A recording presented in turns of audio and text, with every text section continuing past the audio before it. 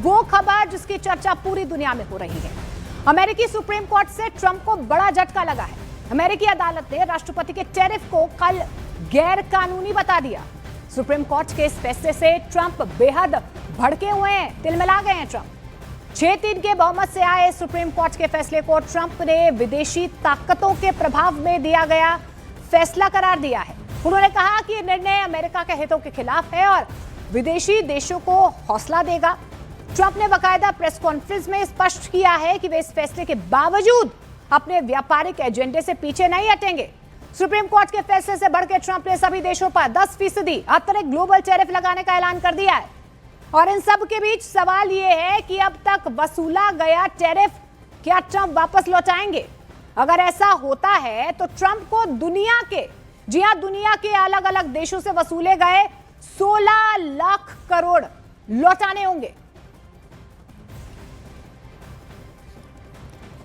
Supreme Court's ruling on tariffs is deeply disappointing, and I'm ashamed of certain members of the court, absolutely ashamed, for not having the courage to do what's right for our country. Foreign countries that have been ripping us off for years are ecstatic. They're so happy. And they're dancing in the streets, but they won't be dancing for long, that I can assure you. They're very unpatriotic and disloyal to our Constitution. It's my opinion that the court has been swayed by foreign interests and a political movement that is far smaller than people would ever think, and in full force and effect. Today I will sign an order to impose a 10% global tariff under Section 122 over and above our normal tariffs already being charged. And we're also initiating several Section 301 and other investigations to protect our country from unfair trading practices of other countries and companies. We're going straight ahead with 10% straight across the board, which was the absolute right to do. And that's taking place. That's a lot of money coming into our country. And then during that period of about 5 months, we are doing the various investigations necessary to put fair tariffs or tariffs period. और Trump के tariff plan पर अमेरिकी supreme court के आदेश के बाद white house की तरफ से एक्स पर एक पोस्ट किया गया है जिसमें यह लिखा गया है कि keep calm and tariff on, मतलब कि शांत रहें और टैरिफ देते रहें। इसे एक तरह से सुप्रीम कोर्ट के फैसले पर ट्रंप का तंज समझा जा सकता है। तो keep calm and tariff on, ये बाकायदा व्हाइट हाउस की तरफ से, सुप्रीम कोर्ट की तरफ से जो झटका यहां पर डोनाल्ड ट्रंप को लगा है, उसके बाद आज ये व्हाइट हाउस की तरफ से बाकायदा एक्स पर पोस्ट किया गया है, keep calm and tariff on.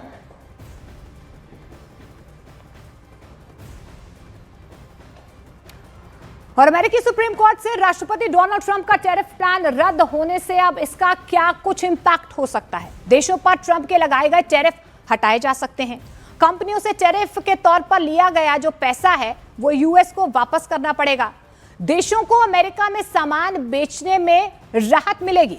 Bharat, चीन और यूरोप के निर्यातकों को इससे बहुत बड़ा फायदा होगा और टैरिफ हटने से ग्लोबली कई चीजें सस्ती हो सकती हैं।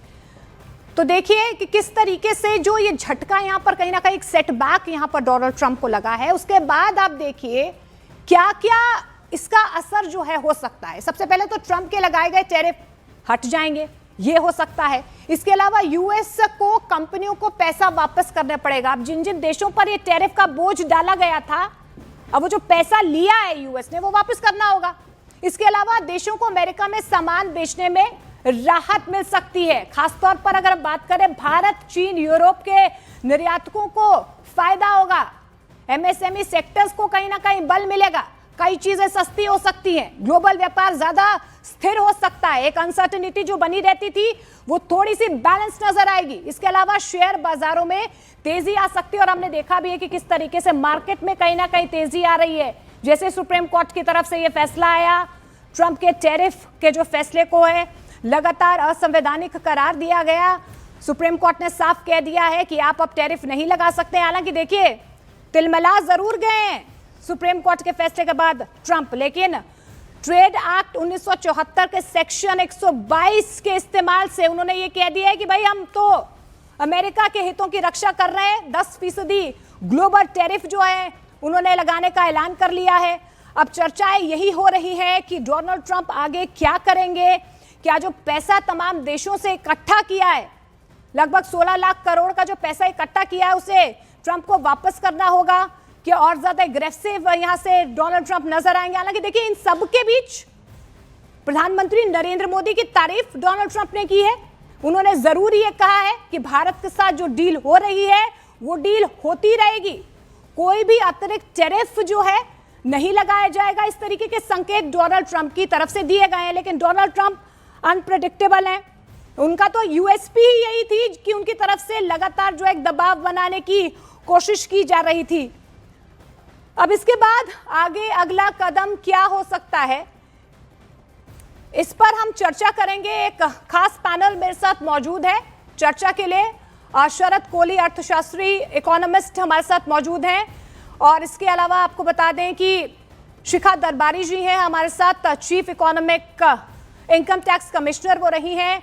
इसके अलावा इकोनॉमिस्ट हैं, वो हमारे साथ जुड़ रही हैं। विदेशी मामलों के जानकार हैं, पूर्व राजनयिक अशोक सज्जनहार हमारे साथ मौजूद हैं। आप सभी का बहुत बहुत स्वागत है।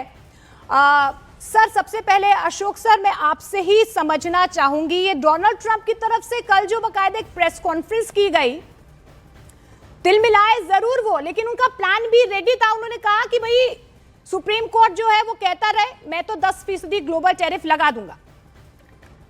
जी, बहुत धन्यवाद मोनिका, मुझे आमंत्रित करने के लिए। यहाँ पर आपने बिल्कुल ठीक कहा है। देखिए, उनका प्लान भी बिल्कुल रेडी था, क्योंकि ये जो सुप्रीम कोर्ट का फैसला आया है ये बहुत पहले आना था। आपको याद होगा जो ये पहले उन्होंने कहा था, जो आज शाम को हम इसको अनाउंस करने जा रहे हैं। और तब जो भी ट्रंप के कैबिनेट के शीर्ष नेता थे, चाहे वो हार्वर्ड लुटनिक हो, चाहे वो स्कॉट बेसेंट हो, पीटर नवारो हो, देखिए उनको ये अंदेशा था जो वो कर रहे हैं वो इल्लीगल है, वो असंवैधानिक है, वो संविधान के पलड़े पर ठीक नहीं उतर पाएगा। तो उन्होंने कहा था हमने अपना जो प्लान है वो हमने बिल्कुल तैयार किया हुआ, प्लान बी हमारा बिल्कुल तैयार है। और जैसे ही अगर वो फैसला आता है, हमारे विरुद्ध आता है, तो हम इसके ऊपर जरूर कुछ ना कुछ कार्रवाई करेंगे और इन टैरिफ्स को हम नहीं जाने देंगे। परंतु फिर भी ये जो सुप्रीम कोर्ट का डिसीजन है बहुत बड़ा धक्का है डोनाल्ड ट्रंप की, उनकी साख पर, उनकी प्रेस्टीज पर, डोमेस्टिकली, ग्लोबली बहुत ही बड़ा धक्का है। बिल्कुल, बहुत बड़ा सेटबैक है सर। लेकिन अभी मैं समझना चाहूंगी शरद कोहली सर आपसे, अभी फिलहाल जो सिचुएशन नजर आ रही है, ये जो ट्रंप की तरफ से 10% अतिरिक्त ग्लोबल टैरिफ की बात कही जा रही है, भारत पर इसका क्या असर नजर आएगा? क्या हम 18% पर ही टिके हुए हैं जो फरवरी की बात है, या हम पीछे अप्रैल की तरफ चले जाएं? क्या अभी सिचुएशन नजर आ रही है टैरिफ को लेकर भारत पर?